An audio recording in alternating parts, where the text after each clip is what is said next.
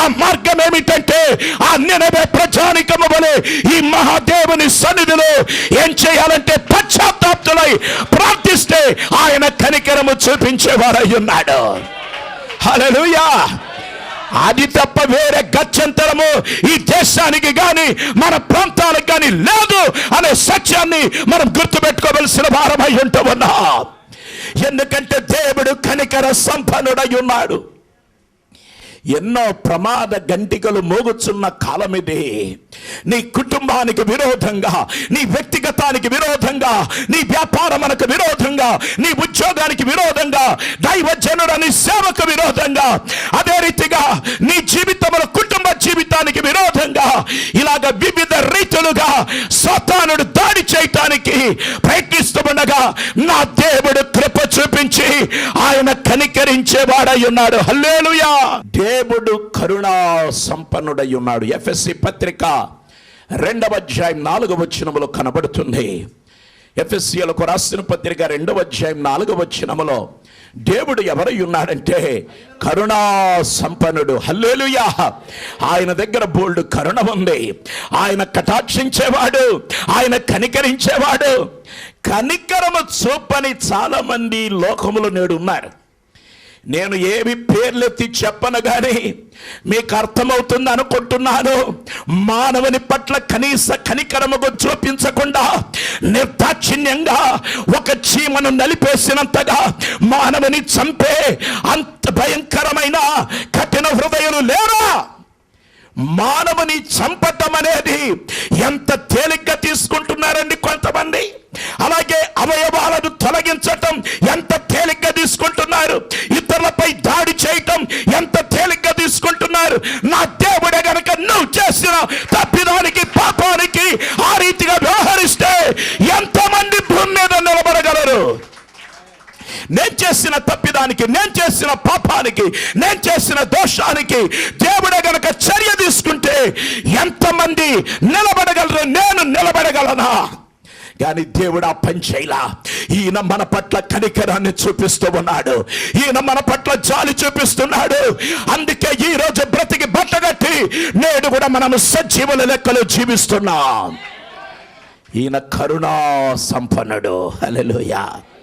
హల్లెలూయా. కరుణా సంపన్నుడు. పాపి యందు తన కనికరమును దేవుడు కృమ్మరించి ఉన్నాడు. పాపి యందు దేవుడేం కృమ్మరించాడు?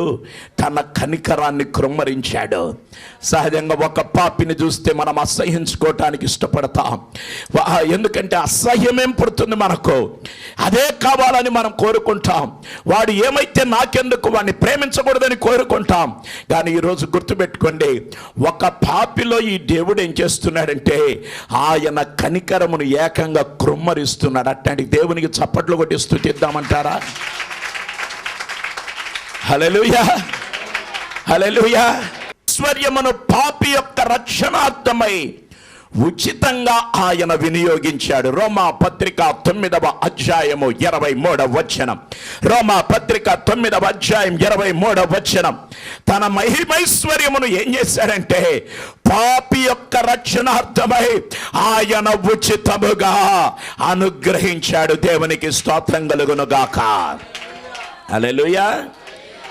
జన్మతః పాపలమై జన్మించి స్వయంగా రక్షించుకొనుటకు చేతగాని వారమై దేవుని తీర్పుకై ఎదురు చూచుచూ జీవిస్తూ ఉన్న మనులను కరుణా సంపన్నమైన వాడు నిత్యత్వములో నుండి అత్యంత ప్రేమ చేత వ్యవస్థ లేకయే ఆయన ప్రేమించాడు. జన్మతః మనమందరం పాపులం. జన్మతః పాపములో బ్రతుకుతున్నాం. కర్మతః పాపములో ఉంటున్నాం. మనుష్యులమైన మనము మనలను మనమే పాపములో నుంచి రక్షించుకోలేం. చిన్ని ఉదాహరణ, వెనకటికి ఒకడెవడో చెరువులో పడ్డాడట. చెరువు నిండా నీళ్లు. ఆ గ్రామం చివరిలో ఆ చెరువు ఉంది. ఆ చెరువులో పడ్డాడు. గట్టిగా అరుస్తున్నాడు. ఎందుకంటే వాడిని వాడు రక్షించుకోలేడు. ఆ చెరువు నుంచి వాడు బయటికి రాలేడు. నన్ను రక్షించండి, నన్ను రక్షించండి అని కేకలేస్తున్నాడు. వేస్తూ ఉంటే ఊరోళ్ళందరూ పరిగెత్తుకుంటూ వచ్చారు. మనకు ఒక అలవాటు కదా, ఏది జరిగినా అందరం తగుదునమ్మా అని పరిగెత్తుకుంటూ వస్తాం. ఎందుకంటే మానవుని అలవాటు. అక్కడెక్కడో 4 వీధులు అవతల జరిగితే ఈ వీధోళ్ళందరూ ఆ వీధికి పరిగెత్తారు. ఏది జరిగినా చూడాలని ఉబలాటం ఎక్కువ. అలాగ అందరూ పోగారు. వాడేమో సస్తున్నాడు, ఓ రక్షించండి అంటున్నాడు.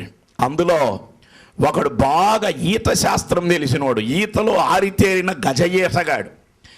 అతగాడు అంటున్నాడు, ఒరే పిచ్చి మొకమా, ఎందుకురా అలా అరుస్తావు, ఎందుకురా అలా కేకలేస్తావు, బుద్ధిహీనుడా, చేతులు ఇట్టిట్ట కొట్టురా, కాళ్ళు అట్టట్ట కొట్టురా, ఇట్టాగే పైకి వస్తావని చెప్తున్నాడు ఈ ప్రబుద్ధుడు. వీడు ఈత శాస్త్రం నేర్పేవాడంట. వీడు ఈత శాస్త్రం నేర్పితే వాడికి ఉన్న శాస్త్రం పోతుంది అక్కడ. ఈత శాస్త్రం నేర్పేవాడు బయలుదేరాడు తగుదునమ్మా అని చెప్పి. ఇట్టంటోళ్ళు చాలా మంది ఉన్నారు. సచ్చేవాడిని ఒడ్డుకు చేర్చకుండా శాస్త్రం నేర్పుతావా? ఇంకొకడు అన్నాడు, బుద్ధి లేనివాడా, ఈత శాస్త్రం నేర్పే ఈథాలజీ టైం ఏంటిరా ఇది, అది చెప్పబా, గడౌట్ నాయనా. సిద్ధాంతాన్ని నమ్ముకో బాబు. టీయిజం, పాసిజం, ఎథిజం, ఎగ్నిజం, humanism, communism, modernism, legalism, hippism, సిద్ధాంతాన్ని నమ్ముకో నాయన, పైకొస్తావన్నాడు. వాడి సిద్ధాంతం మునిగిపోవటం మొదలైంది. సిద్ధాంతం చెప్పే టైం, సిద్ధాంతం అనే విషమిచ్చి మానవుని యొక్క మస్తిష్కమును మత్తెక్కించి ఎన్నో సిద్ధాంతాలు దూరమండి మానవుడు పతనమైనప్పుడు వాడిని చూచి అని నవ్విన చరిత్ర ఈ ప్రపంచంలో లేదా? ఆలోచించండి ఒకసారి. మూడవదిగా ఇంకొకడు వచ్చాడు, ఇద్దరిని హోల్సేల్గా కలిపి తీరుతా. మూడవవాడు వచ్చి అన్నాడు, ఒరే పిచ్చిమోహమా, ఎందుకు అలాగ అరుస్తావు, మతాన్ని నమ్ముకో నాయనా, నువ్వు చెరువులో నుంచి పైకి వస్తావు అంటున్నాడు. మతం అనగానే వాడికి ఉన్న మతి కూడా పోయింది. మతం మానవుని ఎన్నడెగని రక్షించలేదు. మతం అనేది మానవుని ఒడ్డెక్కించలేదు, గట్టెక్కించలేదు. మునిగిపోవటానికి సంసిద్ధుడై ఉన్న మానవుని మతం ఎన్నడేగని గట్టెక్కించుట అసాధ్యమైన విషయం. ఈలోపుగా ఇంకొకడు వచ్చాడు. వీళ్ళందరినీ కలిపి తిట్టి, మీకు ఎవరికైనా బుద్ధి ఉందేంట్రా, వాడు అలాగ మునిగిపోతూ అరుస్తూ ఉంటే, చావు బతుకుల్లో ఉంటే ఈ టైంలో ఇవన్నీ చెప్తారేంటి, వాడిని రక్షించాల్సింది పోయిన ఎగిరి దూకాడు. ఇప్పటి వరకు అరిసింది ఒకడే, ఇప్పుడు ఇద్దరు అరవటం మొదలు పెట్టారు. ఇప్పుడు వరకు ఏకవచనం వినబడింది, నన్ను రక్షించుము అని. ఇప్పుడు బహువచనం మొదలైంది, మమ్మను రక్షించండి. ఎందుకు? దూకినోడికి ఈత రాదు. దూకినోడికి ఈత రాదు. వాడికి ఈత రానందువలన వాడు వీడు కలిసి హోల్సేల్గా మునటానికి రెడీగా ఉన్నారు. ఈనాడు చాలామంది మనిషిని రక్షించడానికి బయలుదేరారు. మనుషుని రక్షించడానికి బయలుదేరి వాళ్ళకే గతిలేక వస్తున్నారు ఈరోజు. కానీ యేసు ప్రభు ఆయన, నేను పాపులనే పిలవవచ్చితిని కానీ నీతిమంతులను పిలవ రాలేదని ఘంటా పదంగా నొక్కి వక్కాణించాడు. హల్లెలూయా. ఈ లోపుగా ఒక నవయువకుడు, ఆరోగ్యం కలిగిన, దేహదారుఢ్యం కలిగిన ఒక యవనస్తుడు ఆ చెరువులోకి ఎగిరి దూకి ఇద్దరిని ఒడ్డుకు క్షేమంగా చేర్చాడు. ఇప్పుడు చెప్పండి ప్రేక్షకులారా, ఇప్పుడు చెప్పండి మా శ్రోతలారా, ఈత శాస్త్రం నేర్పినోడు గొప్పోడా, మతం ప్రబోధించినోడు గొప్పోడా, సిద్ధాంతాన్ని గురించి చెప్పినోడు గొప్పోడా, ఈత చేతకపోయిన దూకి ప్రగల్భాలు పలికినోడు గొప్పోడా, లేకపోతే ఇద్దరిని రక్షించిన వాడు గొప్పవాడా? చిన్నపిల్లలు సైతం చెప్పగలరు, చివరిగా రక్షించిన వాడే గొప్పవాడని. యేసుక్రీస్తు పరలోక మహిమలను విడిచిపెట్టకూడని భాగ్యమని ఎంచుకొనక కన్య మరియ గర్భవాసాన పరిశుద్ధాత్మ వలన గర్భం దాల్చబడి యేసుక్రీస్తు అన్న నామధేయుడుగా ఈ కరుణా సంపన్నుడైన సాక్షాత్తు దేవుడే మానవ రూపిగా భూమి మీదకి దిగొచ్చాడు. మనం ఇంకను పాపులమై ఉంటూ ఉండగానే పాపాత్ములమైన మనల్ని రక్షించటానికి ఆయన సిలువలో ఆఖరి బొట్టు రక్తం వరకు ప్రాణమును పెట్టి ఉన్నాడు. నమ్మే వాళ్ళు మాత్రం బిగ్గరగా చప్పట్లు కొడదాం. హల్లెలూయా, హల్లెలూయా. మనలను మనము రక్షించుకొనుటకు అసమర్థులైన వారమై ఉండగా యేసు మనల్ని రక్షించటానికి లోకానికి వచ్చాడు. కలువరిలో స్వంత కుమారుని యాగముగా చేసి ఆ ప్రేమను సాక్షాత్తు దేవుడు మన ఎడల వ్యక్తపరచడం జరిగింది. యెషయా గ్రంథం 53వ అధ్యాయము 4-5 వచనాలు కనబడుతుంది. యెషయా గ్రంథము 53-4-5 వచనాలలో ఆత్మీయముగా చచ్చిన స్థితిలో ఉన్న మనలను తగిన సమయమందు క్రీస్తుతో కూడా ఈ మహాదేవుడు ఏం చేశాడంటే జీవింపజేశాడు. మనపై ఉండిన ఆదాము యొక్క ఆజ్ఞాతిక్రమ రుణపత్రమును ఆయన చించివేయటం జరిగింది. దేవునికి స్తోత్రం. దేవుడు మనల్ని క్రీస్తు ద్వారా ఆయనతో సంధి చేయటం జరిగింది అన్నమాట. ఎందుకంటే పాపం మూలంగా మానవుడు దేవునికి దూరమైపోగా క్రీస్తు మూలంగా దేవునికి మానవునికి మధ్య సంధి కుదర్చటం జరిగింది. ఈరోజు దేవునికి దూరంగా ఉండి పాపములో జీవిస్తున్న మిత్రమా, ఇదిగో యేసు సమాధాన పరచటానికి లోకానికి వచ్చాడు, కనికరం చూపటానికి వచ్చాడు. ఆ కనికరము నీ పట్ల చూపాలని ఇష్టపడుతున్నాడు. అందుకొరకై సిద్ధపడండి. ఒకంత కళ్ళు మూసుకోండి, ప్రార్థన చేస్తాను.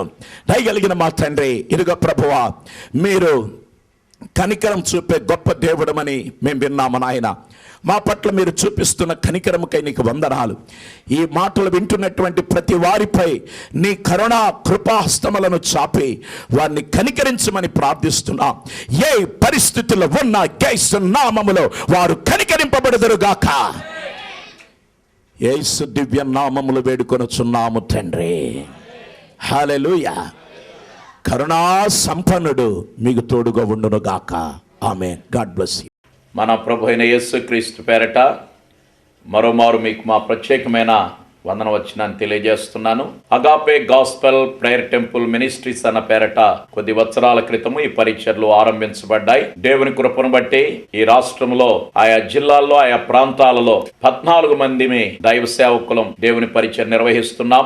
ఈ కనిపించేటటువంటి దైవ సేవకులందరూ ఆయా ప్రాంతాల్లో దేవుని సేవ నిర్వహిస్తున్నారు. అలాగే గత 11 సంవత్సరాలుగా అగాపే ధ్వజం అనే ఈ ద్విమాస పత్రిక కూడా మేము వెలువరిస్తున్నాము. అనేక ఆధ్యాత్మిక సంబంధమైనటువంటి ఆర్టికల్స్ ఇందులో లిఖించబడ్డాయి. సంవత్సరానికి కేవలము 100 రూపాయలు మాత్రమే చందా. మలయాళ భాషలో సత్యం మాట్లాడుచున్న మృతులు అన్న పేరట ఓ పుస్తకాన్ని నేను తెలుగులోకి అనువదించాను. నరకము, అందులో ఉన్న అరలను గురించి చాలా చక్కగా వివరించబడిన పుస్తకం ఇది. ఇది కేవలం 30 రూపాయలు మాత్రమే. పోస్టేజ్ తో కలిపి 50 రూపాయలకు మీకు పంపించబడుతుంది. నేను టీవీల ద్వారా కానివ్వండి, ఆయా సమయాల్లో అందించబడిన వర్తమానాలు కానివ్వండి, VCDల రూపంలో సిద్ధంగా ఉన్నాయి. రిజిస్టర్ పోస్ట్ లో మీకు రావాలనుకుంటే 70 రూపాయలు పంపిస్తే మీకు CD సొంతం చేసుకోవచ్చు. అలాగే అనేక మలయాళ భాషలో ఉన్న చక్కని పాటలను దేవుని కృపను బట్టి తెలుగులోకి అనువదించడానికి దేవుడు కృపనిచ్చారు. అభిషేక స్వరాలన్న పేరట మొదటి CD, సంతస స్వరాలన్న పేరట